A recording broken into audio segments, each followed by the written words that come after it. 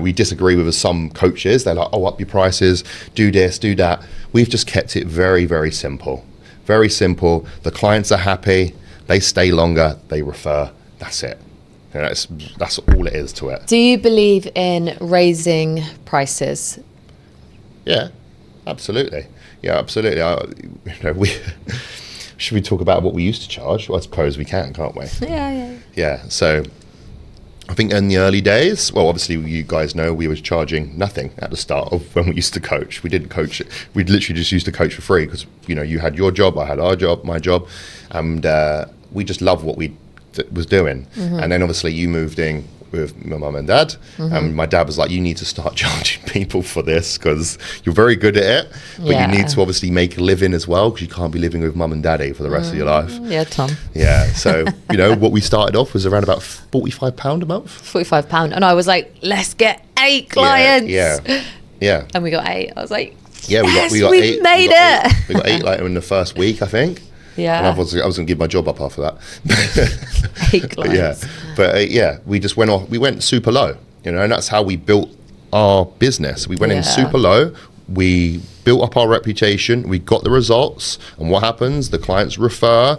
We got more clients. We kept it low. And then it got to a point where it was like, we need to increase these prices because otherwise the quality can drop as well. Yeah. The quality and service. So it's really important that you take that into account and consideration as well. So we bumped it up. And we'd done it over like a 2-year period. Look, guys, we were super scared when we was increasing the rate start of all. I think we went from like 45 to 20 to £65. We did, yeah. We didn't win. But and then I just felt bad. Yeah. I don't know why I felt bad. Yeah, I'm like, sorry, we're going to increase it to an extra 20 quid. And then, we kept on building up our reputation. With clients were winning shows.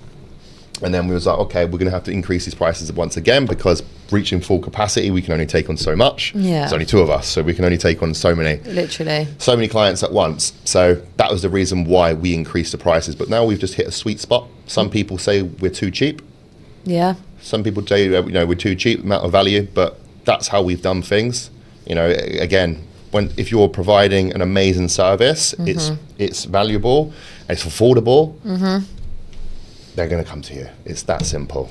Do you agree that coaching is like therapy for some people? Do you feel like a therapist is what I'm trying to say? Yeah, okay. So that's a very good point as well. I think, you are a therapist in some, therapist. Yeah, and sometimes when, because we tell clients to open up to us as well, and this is the thing, is for us to get the best out of your client, they got to open up. We got to, you don't have to tell them, they don't have to tell you everything, but the more that you know, the more that you can deal with, the more that you can help that client, the more that you can support them. That's it. So, yeah, I think it is a lot of therapy. Even PTs as well would say it's, like when we used to do PT, a lot of that was just therapy as well. So with what we do, helping someone just for nutrition, the training, they're generally going to open up to you as well. Yeah, and I think the online coaching world, you have to have that certain level of trust with your coaches. And the minute you've earned that trust, that client can be more open with you. They can tell you a lot more. And like you said, if they're opening up and telling you more, you're building that circle of trust. They trust you. You're going to help them with their struggles. They're going to overcome a lot, and then they achieve a lot. So I think in the coaching world, you are definitely like a therapist. Yeah, we enjoy what we do as well. A relationship with your client. Massively, yeah. And with that, you can get the best out of your client as well. Yeah, if you don't have a good relationship with your coach, the coaching is never going to work. So I think that comes down to my next point. Would you say as a coach, you need to be patient? Yes. I think, I'll be honest, when I first started coaching, I wasn't that patient. No, you weren't. I remember you weren't. And I was like, Tom, you need to calm down. Not everyone has your mindset. Yeah, I know. I'll be honest, I think everyone sort of does. Obviously, the more experience you get, you realise not everyone is the same. You learn a hell of a lot. You got to realise that everyone has different issues, or not issues, or different life obstacles. So say, like, for example, they're like really struggling to hit their steps and they've got 5 kids. Yeah. And then we're like, why can't you hit your steps? Go out for a walk. And it's like, actually, now we've learned, they can't always do that. You can't do that. It's all about, how many hours you have in the day and stuff like that. Yeah, you got to know your client. You have to know your client. Again, I really struggle with that at the start. I was like, come on, you're just being lazy. I'm like, yeah. But as you grow older and, you see, your sisters having kids and stuff, we've been around it, we can see how hard it can be. No, bringing my family in. No, I'm not saying that they're struggling. I'm just saying how hard it is for them. Why do you feel like so many mentors, and the ones that we have worked with, why do you feel like they always say DM more people? Do you actually think this works? We've only worked with one that said that. The other two were actually really good. I agree, yeah. Yeah. It's a numbers game. That's what they say. It's a numbers game, yeah. They're like, message this many people within your account and then you're going to get at least one. Well, right? I can tell you, should I tell them what we did? I forgot to say the name then. Yeah, go on then. So obviously this person was like, oh, you can get a company to come in and then they DM for you. And obviously I'm a bit like, oh, I don't want anyone in my account. I've always been like that. Like, no, stay away from my account. But we were like, okay, let's put them in the coaching page. And all we wanted them to do was message people, start the conversation, we take over. And it went horribly wrong, didn't it? We kicked them out after like a week. I was like, we're not doing that. It doesn't work. I don't like it. You've got to get eyes on your page. I get it. Yeah. You've got to get eyes on your page. But some people just can come onto your page, just look at your transformations and they can see it, they're going to sign up. Yeah. You've got that social proof. And I understand why people are like, oh yeah, but they might not, some people just need an extra nudge or whatever. Keep posting those transformations. That's it. Keep getting out that valuable content that they can actually engage into. Yeah. That's for us, that's what we're all about. I hate all this pushy sales, all that sort of, just rubbish. That's it. And if you have built a business where you've got a shit ton of transformations, that's your social proof. Like, your portfolio is your social proof. When they come into your page, you don't need to do any of the selling because that will do all the selling for you. Absolutely agreed as well. It's like when we actually get people on a call, they're actually signing up already. It's not a sales call, yeah. It's normally a referral. They're just making sure you're a real person. Yeah, that's that we're real. Yeah. We're not AI. Yeah, and that's the thing as well. It's like you hear about all these people getting all these salesmen and everything like that. You got to get a sales team into your business. And we thought about it, haven't we? At one point, we thought about it. It was like, hold on. When we get people on these calls, they're actually pre-sold already. Yeah. They're referrals. They're actually all they want to do is just talk to you and make sure that you're not a moron and you can actually help them. And that's it. And if you can set your business up in that way, then you're winning. Imagine this, like you're paying thousands and thousands of pounds on ads and then they're like, all right, let's get on a call. Then you're a sales team. It's not even you. They got to get on the calls and then they don't make that sale. Yeah. There's no reason why they're not making that sale as well. It's not you. Yeah. It's like, who the hell is this guy on the call? It's like some random person called Bob. Who's Bob? Bob, who are you? All right, Bob. So, Bob's going to take a bit of commission as well. I just hate all that. I hate all of that sort of thing. You've got to have a sales team. You've got to speak to your sales team. They want to work with you. They're buying into you. Yeah, Right. They're buying into you. So it's so important that you turn up, you show up on that call. You don't need a massive sales team. Like, we are living proof. This is how we've got to where we are. We don't have any of that bullshit. We don't have a sales team. It's literally me and you. Yeah, I mean, I hear it so many times as well, guys. Like, you see all this online. Like, this coach is making this amount of money, like 50K, 60K, 70K. Yeah, all right, how much they spent on ads? Ooh. How much they spent on their team? The minus. Yeah, like hardly anything. Hardly anything. And we know that as well. So just, you got to be... I think we heard a lot in Dubai, didn't we? Yeah, we did. I think for a lot of people... I will say this as well, with business mentors, I know what they do. They have these little strategies of trying to make you maximize your best month, and then they can put it on their story like, oh, this person made this much. All right, how much do they spend?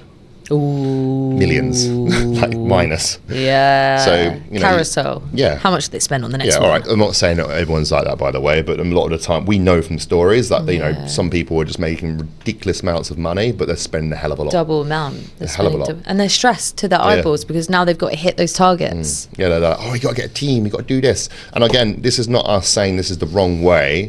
We're just saying how we've done it. Yeah. We keep stress levels down.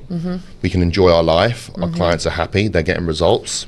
You're not stressing your eyeballs out because you've got to pay all your team and everything like that. Yeah. Just, for us, it's just minimizing stress and enjoying life. Keep it simple. Yeah. What would you say coaches are doing that is killing their retention? So clients are leaving after the first month. There's a few to this. One, your client's not happy with the service that you're providing. So, if you're taking days to respond to their check-in response, because you have too many clients or you're just lazy, they're going to drop off, or they don't find that you're actually paying any attention. And they know that. Like the clients will sense that so quick. That like if you're not getting back to them, like they're like, I've got loads of other coaches that I can try. So I think going back to that, like you have to be on it as a coach, you know. Yeah. And unfortunately, me and you, we had our phones glued to us 24/7. But that, you know, we're running an online coaching business. That's what we had to do to make sure that service never dropped. Yeah, I don't get it how someone can reply like 3 or 4 days later. No. I'd have anxiety. Piss me off. I have anxiety. Literally just, If I was that client, I'd be like, yeah. but you know what I'm like, I'd message again. Hello. Yeah, I just don't. I'd find that mental. If you have, you know, your clients, guys, if you have a good amount of clients, then just make sure you are giving them the service. Don't allow like 3 or 4 days to get back to them. The service, the minute it gets sloppy, they're gone. Yeah, I mean, the only time we don't get back to clients is generally when we're sleeping or we're training. Even sometimes we're training. Actually, yeah, I used to be really bad for that. You'd say to me, Aston, get off your phone. And I'm like, but I'm working. And you'd be like, get off your that phone. is the only expectation I will say is as well. Like, you've got to give your clients everything, but when it comes to your training and your sleeping, make sure you are not messaging them, because you've got to, you know, I'm big on that as well. You've got to look after yourself when you are coaching as well. Yeah. I know it's well and good us saying, oh, you know, we haven't had the days off and stuff, but we still have time. Yeah. To make sure we have time to ourselves as well. And that's generally when we're training. That's our downtime. Playing Muay Thai, doing Muay Thai, pickleball. Yeah. You know, it's how we structure our day, isn't it? You know, Yeah. we can get the majority of our work done in the morning, and then in the evening, we've got that time free. Yeah, I mean, what helps as well, where we're 6 hours ahead as well, which obviously helps. That does help, yeah. So we can Everyone crack moved to Thailand. We can crack on, yeah. As you're a coach, move to Thailand. But yeah, that helps as well. But yeah, definitely you need to make sure you have structure in your day and you are not neglecting yourself as well, in terms of just working like a complete animal all day, every day. Can we go on to that topic, right? So how long do you think you should spend doing a client's check-in? Do you think 1 minute is good enough as a response, or do you think you need to have a little bit longer? Yeah, so this is a good one. I'll be honest, we've had clients that I have sent like a 5-minute loom, and they're like, too much. And I'm like, can you just give me like 30 seconds? So I've had clients like that. Okay. So the reason why I'm saying is you've got to know your client. So for example, we have clients that they want to have like a Zoom, or they can have a text, whatever they prefer. Yeah. Yeah. So you've got to know your client of what they are. You know, we generally ask them as well what they want. Yeah. But I don't think what's acceptable is just like a couple of word answers and an emoji. Yeah, so I can actually say this from my experience. So when I had a coach, his response would literally be like, emoji, keep going. I'd be like, what the fuck? I will say though, I sort of like that approach. But not many people do. No, they don't. And if you think about it, you might like it, but that's not how we've run our business. But what we do is that we ask them what they want. You know, with it, you know, as for example, go, do you want a loom? Do you want a message? You know, what do you want? What would you prefer?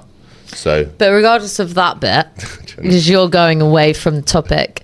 So say like with your client retention, I think it's so important to give detail. We're going into the check-ins now, aren't we? You need to give them as much detail as possible. So what I'm trying to say is, if they've asked you loads of questions, you've ignored all their questions, and you've gone, okay, yeah, scale weight's down, emoji, thumbs up, keep going. I don't think that's good enough. No. I really don't think that's good enough. That's my point that I'm trying to make.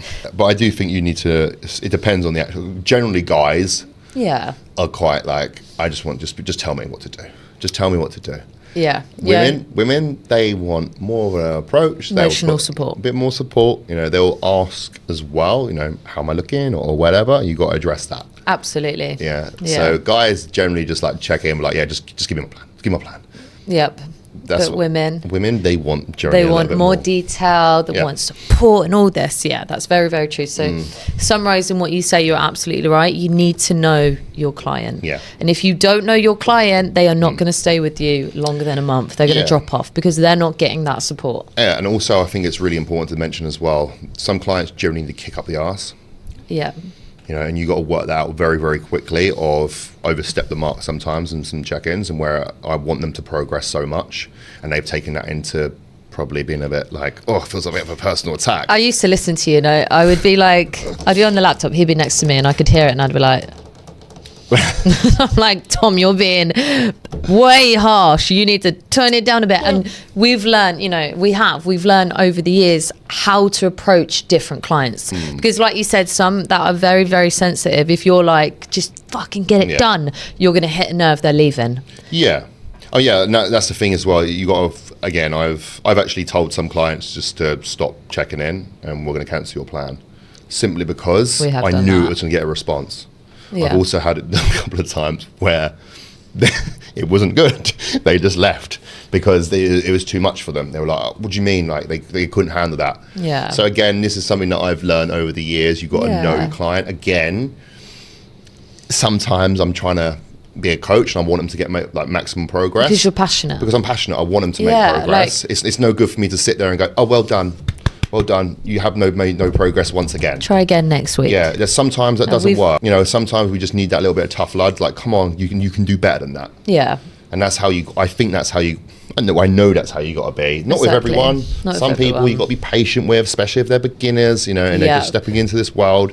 And, you've got to be patient with them because if they've been stuck in a lifetime of bad habits and then on day one, you're on top of their back, they're like, I don't like this. This is terrible. Yeah. But if you've got someone that's been journeying with you for a decent amount of time, that they're in, they're what they're capable of, then I 100% agree that you should be being a little bit harsh on them at some times. Like, come on, it's better. I need more from you. You do, yeah. Yeah. What's the real reason most coaches, clients leave?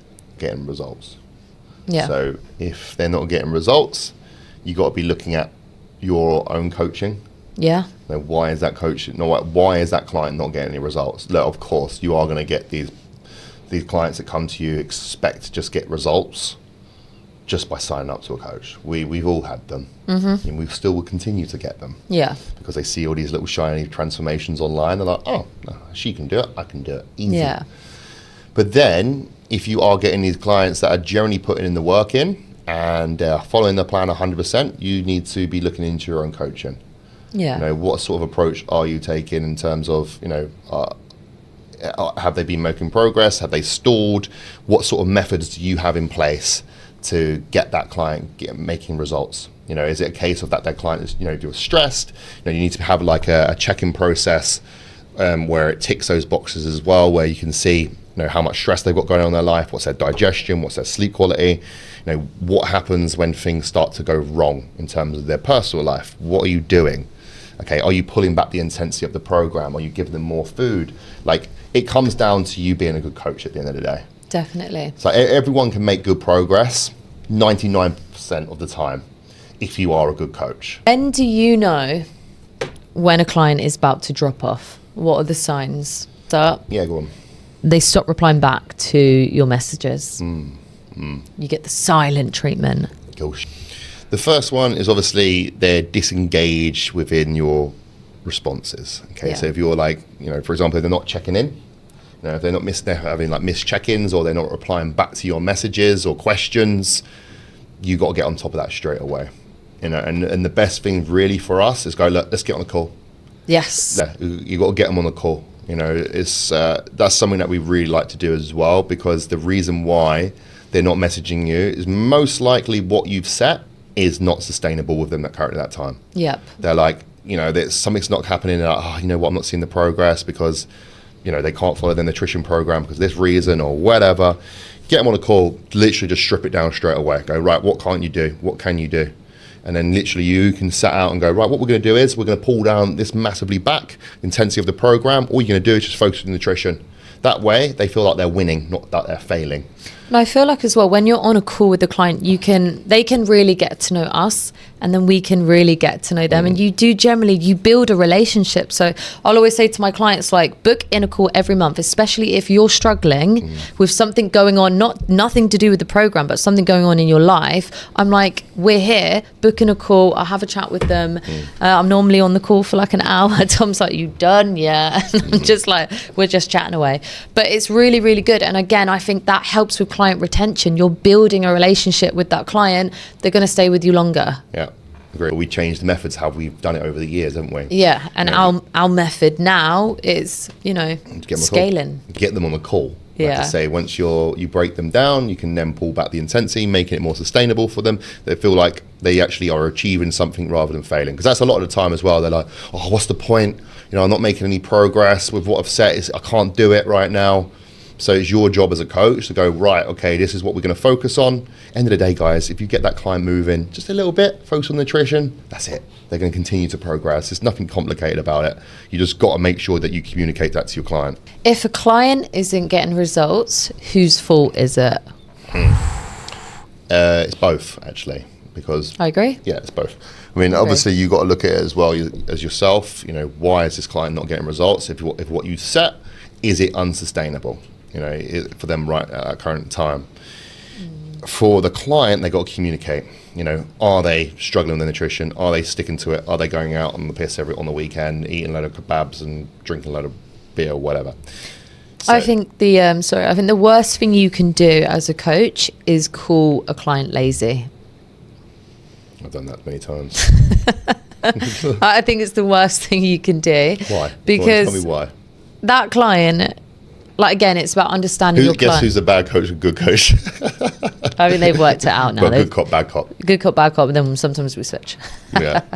But I think you don't know what's going on in a client's life, and at the start, they're not going to tell you everything. That's true. So as a coach, that it can be very, very difficult at the start because you're learning this client, they've come into your life, and now we're learning everything about them, and eventually, when they trust you, they're going to open up. So I think at the start, you have to be really, really patient with that client. If you're like, they're lazy as fuck, but actually, they've got something going on in their life, which is preventing them from doing the things that you've set. So again, it just comes down as a coach, you have to be, is the right word, open-minded? Yeah, of course. You've got to be open-minded, you've got to be patient, and you have to learn your client. The minute you learn that client, they're going to stay with you for years. And then you can call them lazy. When you're friends with them, you're like, you were lazy back then. Absolutely. Again, that's what brings back to that other point I said. I think you need to be a bit of tough love sometimes. Yeah. So if you know what's going on in their life, they're just... If you know, though. Yeah. If you don't know... Oh, yeah. Again, I wouldn't just... On day one, I wouldn't just say, right, you're lazy, what you're doing. We don't work like that. We've got... If you're a client of ours, you know how we work. We're trying to find out little things about you in the start. We're asking all these little questions just to try and get to know you. That's what we try to do, is get to know you very, very quickly, get you on the call, open up, and we're like, okay, we know this person now. We know what makes them tick. We know what their goals are. We know, their triggers, 100%. So 100%, you've got to know your client to get maximum results. What tells you in a client check-in if something is off? If you feel like a client is now starting to drift away, yeah, the actual check-in response. So we basically, in our check-in process, we have a form that we get them to fill out. Okay, we'll ask them a number of questions, and they from 1 to 10, how hungry they are, the digestion, all that sort of stuff. So we get to know a lot about them. Good amount of detail, not too much as well. Just letting you guys know, but they can't be asked to fill it in. Exactly. That's important, which we'll get around to in a bit. Learned that, yeah. But if they're not engaging in that, yes. Or guys are terrible for it, I can be completely honest. They're in a rush half the time. They're like, oh, yes, fill this in, yeah, done, and I'm like, I'm not happy with that. What's happening? Ask them the questions. Okay, don't just check them in. Yeah. Because if they're giving you one-worded answers and they're not seeing the progress as well, you've got to dig deeper. You know something's going on there. Yeah. You don't just go, oh, okay, he has been following the plan because he said yes. All right, how comes his weight's gone up? Ask the questions. Yeah. Now, what have you had? What was your meal off plan? When did you have it? Was it last night before the check-in? Yeah. What have you been having? Now, you've got to ask these sort of questions because it's very easy just to go, oh, right, they filled it in. Now I'm just going to reply back to this saying, oh, we're going to push the intensity of the program. When in reality, guys, you don't need to be doing that. You just simply needed to follow the plan and open up to you in your check-in. Yeah. So that's a little bit of a tip for you as well. If you are getting these one-word answers and your client's not making the progress, dig deeper, ask the questions. And I think don't be afraid. If they've ghosted you off one platform, you go find them on the other platform. Hello, me again. I've done that a few times. I'm like, bitch, don't ignore me. Don't ignore me. You've paid a service. We will find you. You've paid a service, and we will not let you go. We're going to message you again if you go cold on us. Yeah. Hello. Yeah, absolutely. We will keep going until we get blocked. I think that's important. I know that's because we care. And that's it. There have been some coaches that are like, oh, I can't be bothered. Like, if they're gonna, give that kind of response, they're like, I can't be bothered. But we're like, no, this person's got way more to give, and you're not done with your transformation. And that's the way we look at it as well. If you sign up to us, you'll get results. Absolutely, because otherwise, why are you signing up? Yeah, and what's then the point, we're not stopping until we get results. Don't waste our fucking time. And that's what you got. That's the sort of mindset you got to have with your clients. It's like, when you got to let them know, when you sign up, you are not stopping until you get to your goal. It's game time. That's it, guys. Like, you've signed up to us, we're getting the results. Yeah. Otherwise, what is the point? What makes check-ins effective? Value. Okay, so you've got to put value within that check-in. You've got to educate them in that check-in. And also as well, again, if they've done well, praise them. They haven't done well, you haven't got that approach of what you've got to take. You find out why. Yeah, you find out why. You find out what could they do better as well.